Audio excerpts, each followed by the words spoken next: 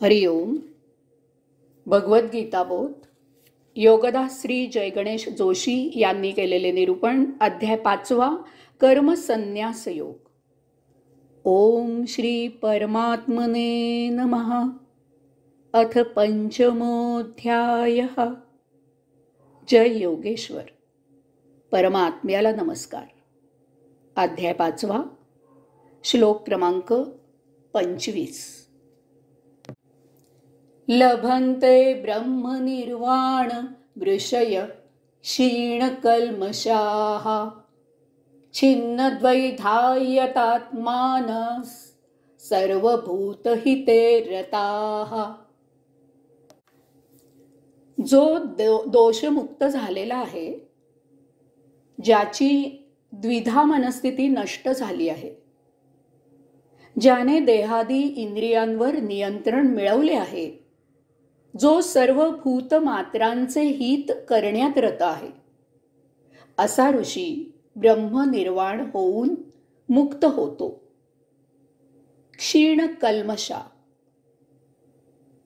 क्षीणकल्मषाः, जो दोषमुक्त झाला आहे, जो अध्यात्म योग विद्येने शुद्ध झालेला आहे, ज्याच्यातील रिपू शमन झाले आहेत, ज्याच्यातील अशुद्ध दग्ध झाली आहेत, असा ऋषी ब्रह्मनिर्वाण होऊन मुक्त होतो.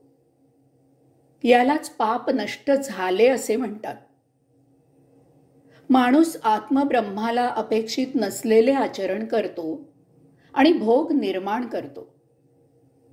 क्षुल्लक भौतिक वस्तू जगताच्या मोहापायी क्षणिक सौख्याचा लोभ होऊन माणूस जे करायला नको ते कर्म करतो आणि मग त्याच्या परिणामांमुळे पस्तावतो. कुकर्म करत असताना त्याला सौख्याच्या उकळ्या फुटत असतात. तो हसत कर्म करत असतो, परंतु जेव्हा त्याचे दुष्परिणाम भोगावे लागतात तेव्हा रडायची वेळ येते. त्यावेळी ब्रह्मांड आठवते, परंतु तेव्हा काहीही उपयोग नसतो. जे केले ते भोगावेच लागते. भोग उपभोगूनच संपवावे लागतात. याला अन्य पर्याय नसतो. पापक्षालनाचा एकच उपाय असतो आणि तो म्हणजे येथून पुढे पाप न करणे हा होय. पापक्षालनाचा एकच उपाय असतो आणि तो म्हणजे येथून पुढे पाप न करणे हा होय. त्यासाठी आपल्या हातून झालेल्या प्रमादाचे, घडलेल्या पापाचे भोग विना अट स्वीकारून ते उपभोगून संपुष्टात आणावे. नेहमी शुद्ध आचरण ठेवून आत्मब्रह्माला अपेक्षित व्यवहार करावे. या योगे मनुष्य दोषमुक्त होतो आणि शुद्ध होतो. त्याला आत्मब्रह्म पद प्राप्त होते. छिन्न द्वैधा, ज्याची द्विधा मनस्थिती नष्ट झालेली आहे, जो द्वैतातून अद्वैतात स्थिर झालेला आहे, ज्याची द्विधा मनस्थिती नष्ट झाली आहे आणि जो द्वैतातून अद्वैतात स्थिर झालेला आहे, जो द्वैताच्या अतीत झाला आहे, ज्याने ते एकतत्व जाणले आहे, यालाच आत्मभान येऊन आत्मज्ञान झाले आहे असे म्हणतात. ज्याला ते एकमेवा द्वितीय आत्मतत्वाचा बोध झाला आहे, त्याला आता या विश्वात काहीही मिळवण्यायोग्य उरत नाही. जीवात्मा आणि अंतरात्मा यांचे मिलन होते. तेथे योग प्राप्त होतो. अंतरात्मा आणि परमात्मा यांचे मिलन होते. तो परम आत्मा म्हणजे मीच आहे हा साक्षात्कार होतो. आता जीव आणि आत्मा हे द्वैत उरत नाही. असा ऋषी त्या आत्मतत्वात स्थित होतो. देह जीवित ठेवायचा म्हणून तो देहधर्म पाळतो. त्याची सदा सर्वदा आत्मानंद टाळी लागलेली असते. असा ऋषी ब्रह्मनिर्वाण होऊन मुक्त होतो. यतात्मानः, ज्याने देहादी इंद्रियांवर नियंत्रण मिळवले आहे. जो देहादी इंद्रियांच्या मर्जीने उपभोग घेत नाही, जो देह आणि इंद्रिय ही आपले सेवक आहेत हे जाणतो आणि त्यांच्याकडून अंतरात्म्याची सेवा करवून घेतो, तो जो आत्मप्रेरणेने आचरण करतो, यालाच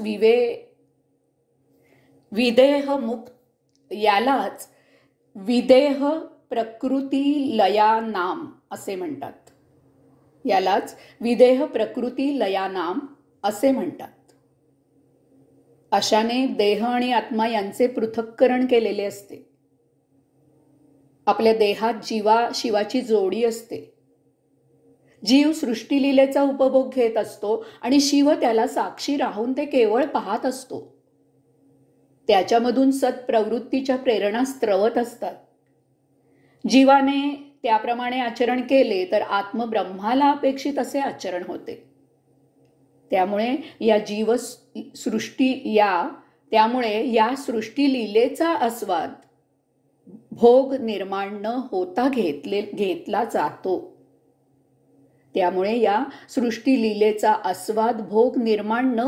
घेतला जातो. असा ऋषी ब्रह्मनिर्वाण होऊन मुक्त होतो.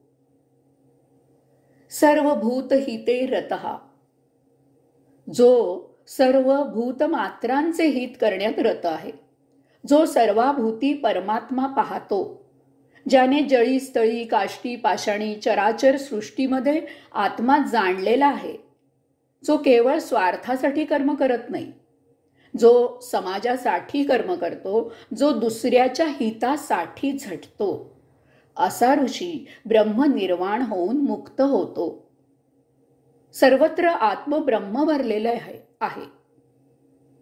तिथे कुठेही भेदभाव नाही. भेदभाव रिपूंना आमंत्रण देतात. ज्याला सर्वत्र आत्मब्रह्माचा साक्षात्कार होतो तो निर्विकारी होतो. ओम तत्सत्वम असि या महामंत्राचा अर्थ जीवनात उतरतो. त्याचे आचरण आत्मब्रह्माला अपेक्षित असे होते. दृष्टी शुद्ध होते. सर्वत्र ब्रह्म व्यापलेले आहे हे उमजते. या 4 गोष्टी ज्याला साध्य झाल्या तो परिपूर्ण ज्ञानी असतो. त्याला येथे ऋषी असं म्हटलेले आहे. ज्याला आत्मभान येऊन आत्मज्ञान झाले आहे तो ज्ञानी ऋषी होय. ऋषी समत्वाला प्राप्त होतात. त्यांच्या मनात कसलाही संशय नसतो. ते एकमेवाद्वितीय परमसत्याला जाणतात. ते द्वैताच्या अतीत परमसत्याला प्राप्त होतात. त्यांचे आचरण पूर्ण शुद्ध असते. हे कर्मयोगी दुसऱ्यांच्या हिताकरता कर्म करत असतात. असे ऋषी ब्रह्मनिर्वाण होऊन मुक्त होतात. हरि ओम.